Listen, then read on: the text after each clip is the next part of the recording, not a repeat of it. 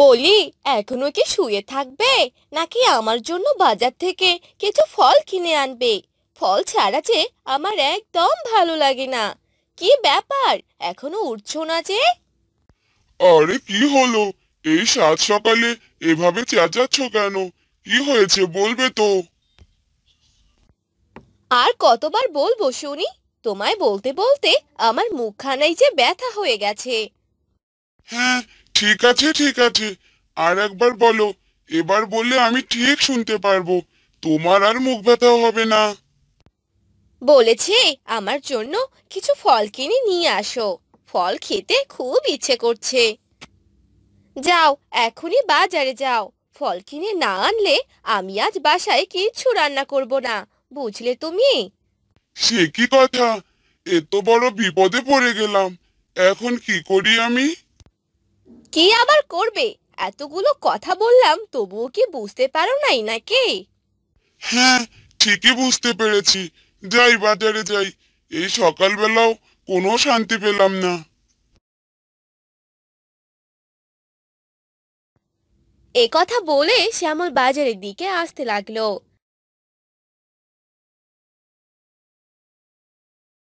বাজারে পৌঁছে গেল। তখন শ্যামল একটি ফলের দোকানে গেল। দাদা, আমাকে কিছু ফল দাও তো। আরে দাদা, কি কি ফল নেবেন বলুন। আম, আপেল আর কমলা দাও। হ্যাঁ হ্যাঁ দাদা, এই নাও, দিচ্ছি। কত টাকা হলো দাদা? বেশি না, মাত্র 300 টাকা হয়েছে। 300 টাকা? সেটা নাকি আবার মাত্র? এই নিন দাদা। আর যা টাকা ছিল তা দিয়েই তো ফলগুলো কিনলাম।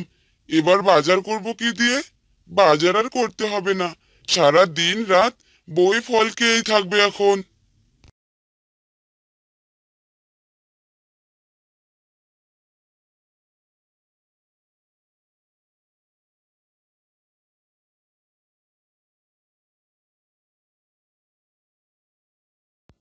কই গো, আমার জন্য ফল নিয়ে এসেছো? হ্যাঁ, এনেছি। সে কি গো, শুধু ফল এনেছো যে? বাজার কোথায়? সেগুলো তো বাজারেই রেখে চলে এসেছি। আমার কাছে কোনো টাকা আছে নাকি যে বাজার করে নিয়ে আসবো? আচ্ছা ঠিক আছে, বুঝেছি। আজ আর বাজার করতে হবে না। আমরা এই ফলগুলো খেয়ে নেই। ফল খেয়েই দিন পার করে দিল। পরদিন সকালবেলা গ্রামের মোড়ল শ্যামলদের বাড়িতে এলো। শ্যামল, বাড়িতে আছিস? আরে মোড়ল মশাই, আপনি আমার বাড়িতে? আপনি খবর দিলে তো আমি আপনার বাড়িতে যেতাম। না না, সেটার আর দরকার হবে না। আমি এ পথ দিয়ে যাচ্ছিলাম, তাই তোর সাথে দেখা করতে এলাম। জি মোড়ল মশাই, বলেন, কি বলবেন? আসলে আমার বাড়িতে একটু কাজ আছে। তুই যদি কাজটা করে দিতি তাহলে বেশ ভালো হতো। আমার জমির ঘাসগুলো একটু পরিষ্কার করতে হবে। ঠিক আছে মোড়ল মশাই, তাই হবে। আমি বরং আজই আপনার জমির ঘাসগুলো পরিষ্কার করে দিয়ে আসবো। এ কথা শুনে মোড়ল সেখান থেকে চলে গেল। আর শ্যামল মোড়লের জমিতে গিয়ে কাজ করতে লাগলো।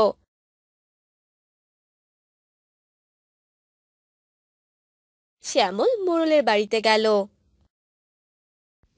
মোড়ল মশাই, বাড়িতে আছেন? হ্যাঁ রে, তোর কাজ হলো? হ্যাঁ মোড়ল মশাই, আপনার জমির সব ঘাস পরিষ্কার করেছি। ও, খুব ভালো করেছিস। এই নে তোর টাকা। আচ্ছা, এবার আমি আসি। এরপর শ্যামল বাড়িতে চলে আসে। বাড়িতে এসে শ্যামল তার বউকে ডাকতে থাকে। গিন্নি, ও গিন্নি, কোথায় গেলে?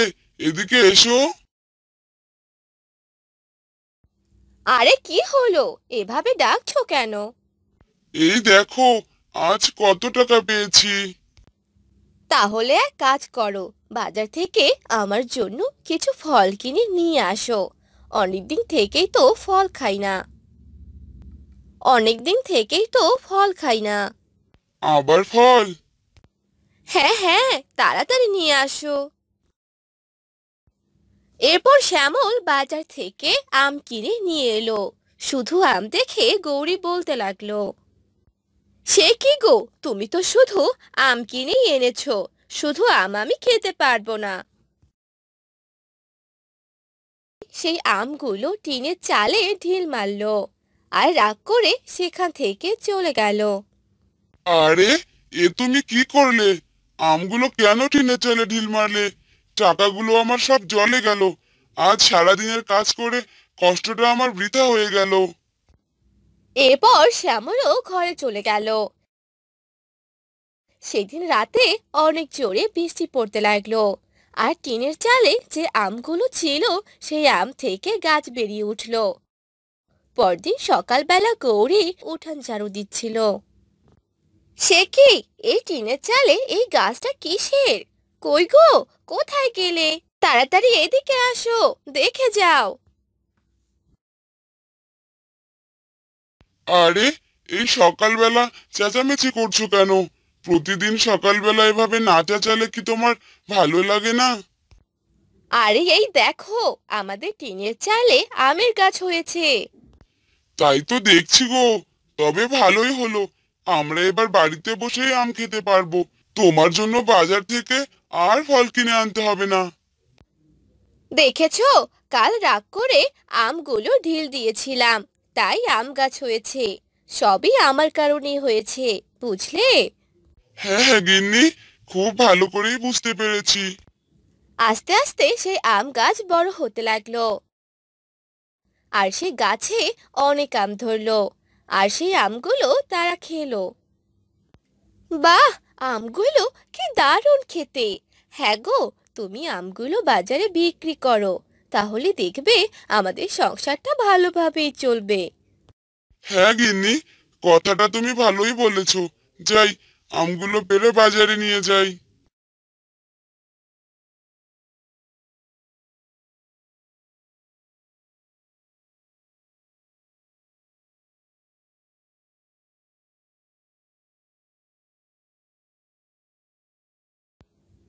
তারপর শ্যামল আমগুলো নিয়ে বাজারে বিক্রি করলো, আর আমগুলো বাজারে বিক্রি করে অনেকগুলো টাকা পেলো।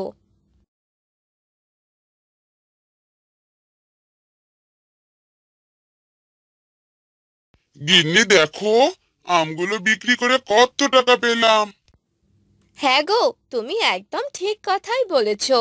আমাদের টিনের চালে আম গাছ হয়ে ভালোই উপকার হলো।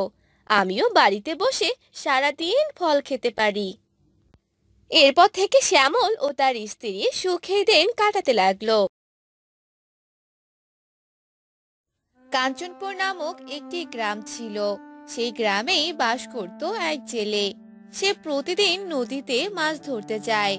সেরকমই একদিন বিকেল বেলা সে জেলে নদীতে মাছ মারতে গেল। যাই, আজকে বরং তাড়াতাড়ি নদীতে যাই। আজ যেন ভগবানের কৃপায় অনেকগুলো মাছ পাই। সেই মাছ বিক্রি করে ঋণ শোধ করতে হবে। এই বলে গোপাল হাঁটতে লাগলো, আর নৌকা দিয়ে নদীর মাঝখানে যেতে লাগলো, আর জাল ফেলতে লাগলো। কিছুক্ষণ অপেক্ষা করে জাল তুললো, কিন্তু কোনো মাছ উঠলো না।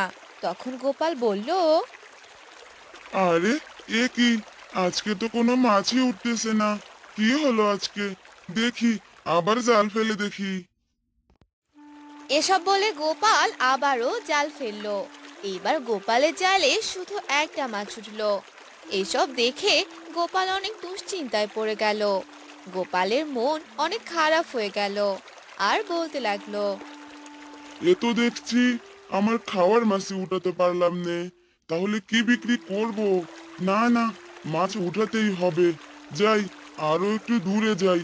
দূরে গেলে হয়তো মাছ পাবো।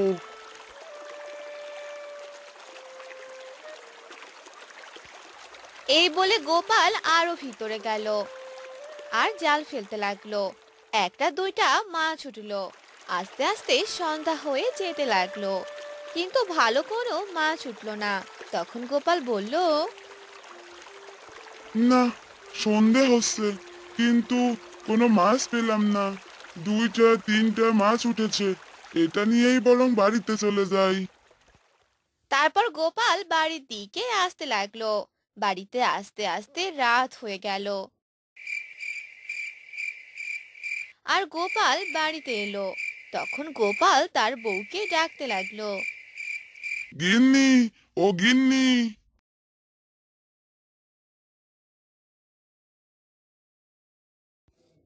এখন তোমার বাড়িতে আসার সময় হলো, কোনো রান্না করতে পারিনি। ঘরে যে কোনো খাবার নেই, কি রান্না করব? ছেলেটা যে না খেয়েই ঘুমিয়ে পড়েছে। আমিও যে আজ বেশি মাছ পাইনি, দুইটা তিনটা মাছ পেয়েছি। এই মাছই বরং আজ রান্না করো। এভাবে কি সংসার চলবে গো? কি আর করবো গিন্নি, কাল আবারও যাবো মাছ মারতে, দেখি কি হয়। এখন বরং তাড়াতাড়ি রান্না করো, বড্ড খিদে পেয়ে গেছে। তারপর গোপালের বউ রান্না করতে লাগলো, আর তারপর তারা খেয়ে দিয়ে ঘুমিয়ে পড়লো। পরদিন সকালবেলা গোপাল আবারও জাল নিয়ে নদীর দিকে যেতে লাগলো। তখনই গোপালের সাথে একটি লোকের দেখা হলো। সেও গোপালের মতো মাছ মারতো। গোপালকে দেখে সেই লোকটি বলল, আরে গোপাল দাদা যে, তা এই সকাল সকাল কোথায় যাচ্ছ? কই আর যাবো, দেখতেই তো পাচ্ছো হাতে জাল, মাছ মারতেই যাচ্ছি। তা তোমার কি খবর শুনি? আমার খবর তো অনেক ভালো।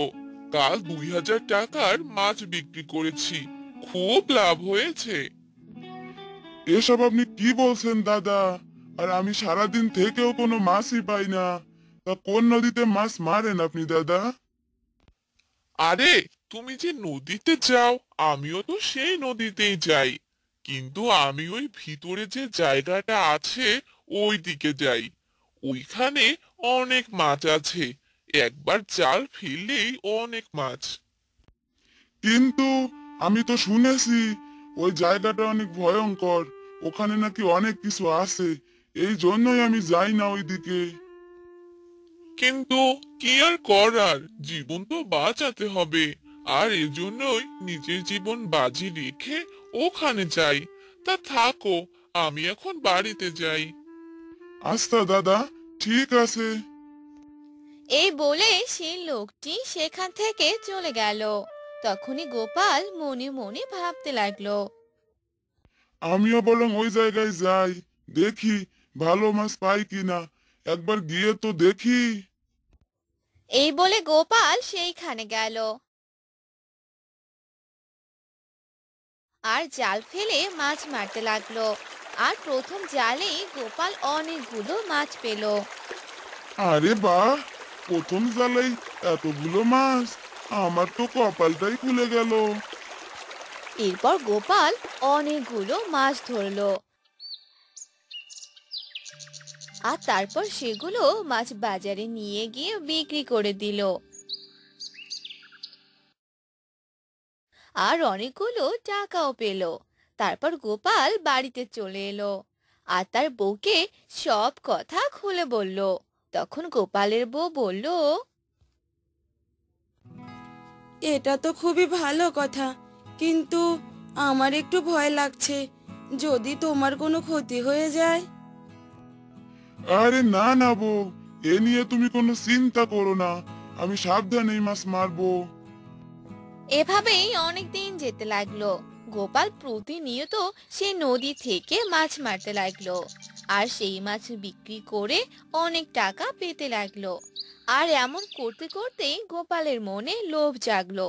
সেরকমই একদিন গোপাল জাল নিয়ে মাছ মারতে আসলো। আজও যেন প্রতিদিনের মতো অনেকগুলো মাছ পাই। এই বলে গোপাল জাল ফেলে মাছ মারতে লাগলো। আরে বাহ, প্রথমবারে এতগুলো মাছ! এই বলে গোপাল আবারও জাল ফেলতে লাগলো। তখনই সে নদী থেকে এক জলপরি উঠে এলো। পরীকে দেখে গোপাল ভয় পেয়ে গেল। আরে কে কে তুমি? আমি এক পরী, জল পরী। আমি এই নদীতেই থাকি। তুই তো প্রতিদিন আমার এই জায়গায় এসে আমার নদীর মাছ তুলে নিয়ে যাস, কিন্তু কালকের পর থেকে তুই আর এখানে আসবি না।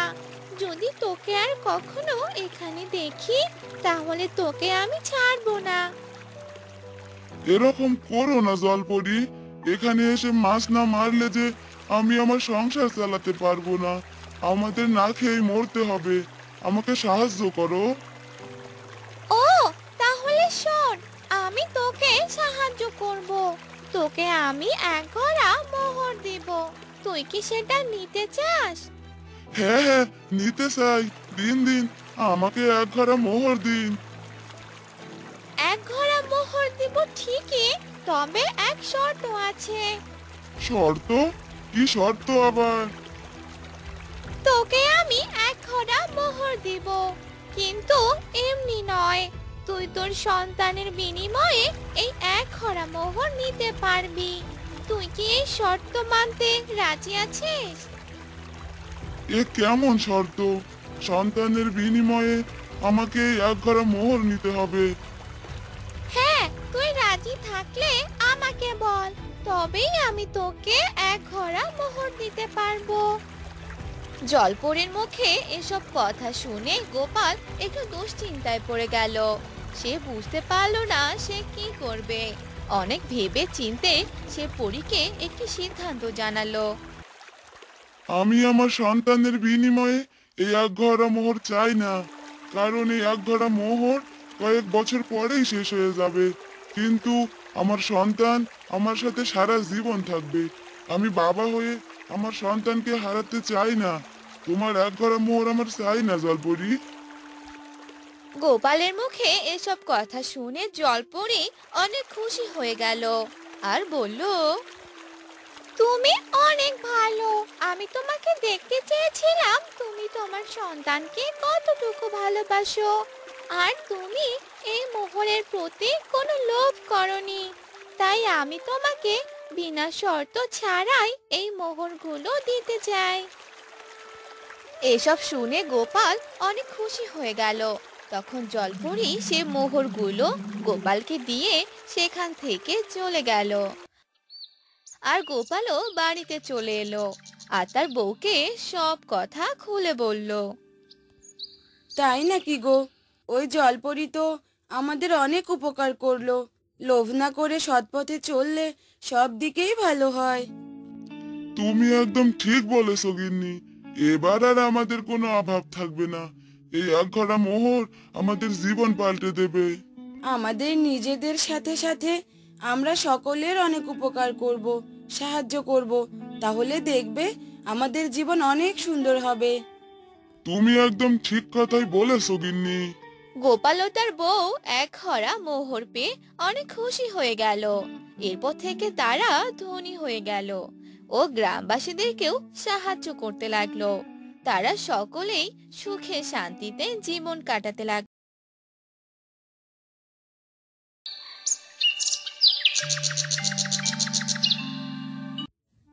ইছামতি নামক একটি গ্রামে বাস করত শিউলি।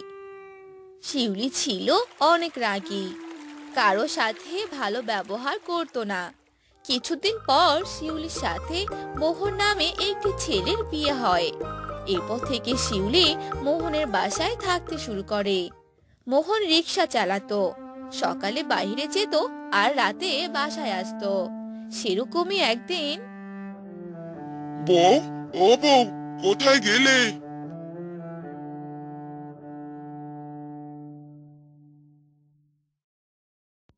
আরে কি হলো, এভাবে চেঁচাচ্ছ কেন? ফুটে ধরলো নাকি? হ্যাঁ, আরে কি সব বলো? বুঝে ধরবে কেন?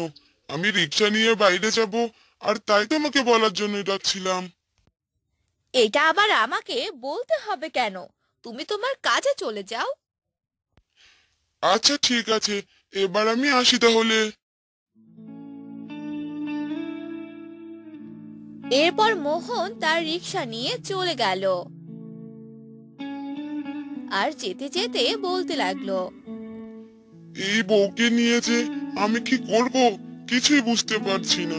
যত দিন যাচ্ছে ততই আমার সাথে খারাপ ব্যবহার করছে। এই বলে মোহন যেতে থাকে। তখনই সে একটি যাত্রীকে দেখতে পেল। আর মোহন বলতে লাগলো। আরে দিদি, কোথায় যাবেন আপনি? আসুন আসুন, বসুন। হ্যাঁ দাদা, আমি একটু সামনেই যাব, চলেন তাহলে।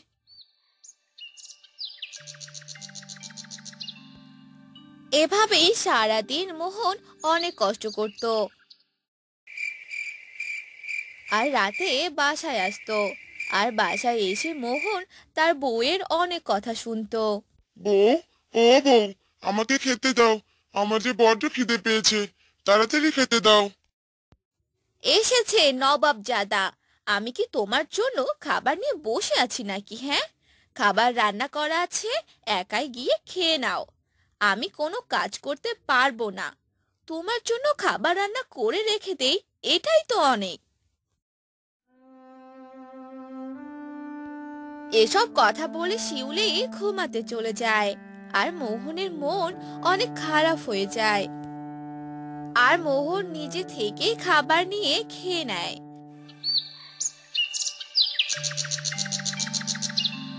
এভাবে অনেক দিন চলে যায়।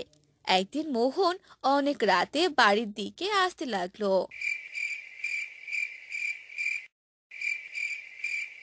তখনই রাস্তায় এক বৃদ্ধা মহিলাকে দেখতে পেল। আরে বুড়িমা, এত রাতে আপনি এখানে কি করছেন? আরে বাবা, আমার যে যাওয়ার কোনো জায়গা নেই, কোথায় আর যাব, তাই এখানেই রাত কাটাচ্ছি। আরে বুড়িমা, এভাবে কি বাইরে থাকা যায় নাকি? আপনি বরং আমার রিক্সাতে উঠুন, আমার বাড়িতেই আপনি থাকবেন। আচ্ছা বাবা, ঠিক আছে।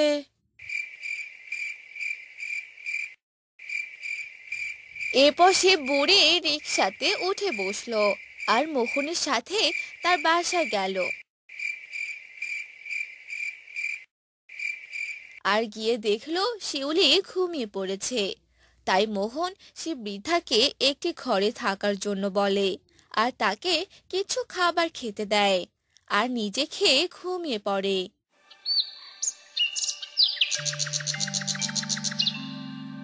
পরদিন সকালবেলা। হায় হায় হায় হায়, এ তুমি কাকে নিয়ে এসেছো শুনি? এই বৃদ্ধ মহিলাকে তুমি কোথায় পেলে? আমি এনাকে কাল রাতে রাস্তায় পেয়েছি। বুড়িমা অনেক অভাগী গো। বুড়িমার আপন বলতে কেউ নেই, তাই আমি বুড়িমাকে নিয়ে এসেছি। বুড়িমা আজ থেকে আমাদের সাথেই থাকবে। কে? কি বললে তুমি?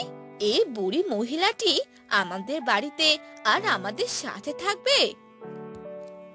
না না, আমি থাকতে এটা কখনোই হতে দিব না। এই বুড়ি, এই বাড়ি থেকে এখনই চলে যা। এভাবে বলো না মা, আমার যে যাওয়ার কোনো জায়গা নেই। তোমার স্বামী অনেক দয়ালু, আর তাই তো আমাকে এখানে থাকার একটু ঠাঁই দিয়েছে। হ্যাঁ, ওই ঠাঁই দিয়েছে জন্যই তো আমার স্বামীর কথা মতো আমাদের বাড়িতে থাকতে এসেছো।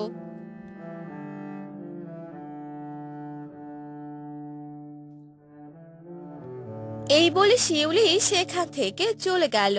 তখন মোহন সেই বুড়িমাকে বলতে লাগলো।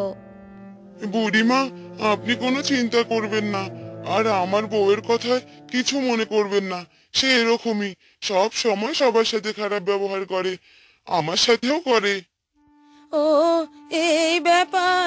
তাহলে এক কাজ করো বাবা, তোমার বউয়ের মাথা বদল করো, তাহলে দেখবে সে খারাপ ব্যবহার করা থেকে বিরত থাকবে, আর এরপর ভালো ব্যবহার করবে। মাথা বদল মানে? এ কি করে সম্ভব? আমি এক বৈদ্য বাবা, আমি তোমার বউয়ের মাথা বদল করে দেব।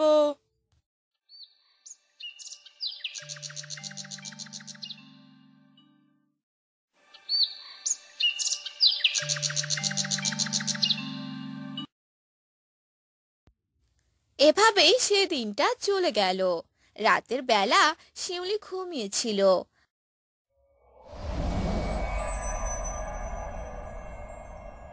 আর তখনই সেই বুড়ি মনে মনে কিছু একটা বলে শিউলির মাথায় ফু দিল।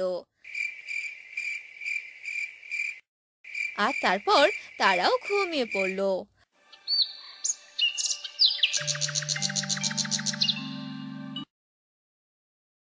পরদিন সকালবেলা, কই গো, কোথায় গেলে তুমি? খাবার দিচ্ছি, তাড়াতাড়ি খাবার খেয়ে কাজে চলে যাও। আরে বাহ, এ আমি সত্যি দেখছি নাকি স্বপ্ন দেখছি? আজ বউ এত ভালো হয়ে গেল কি করে? হ্যাঁ রে, তুই সত্যি দেখছিস, এসব আমি করেছি। এবার আর তোর কোনো চিন্তা নেই।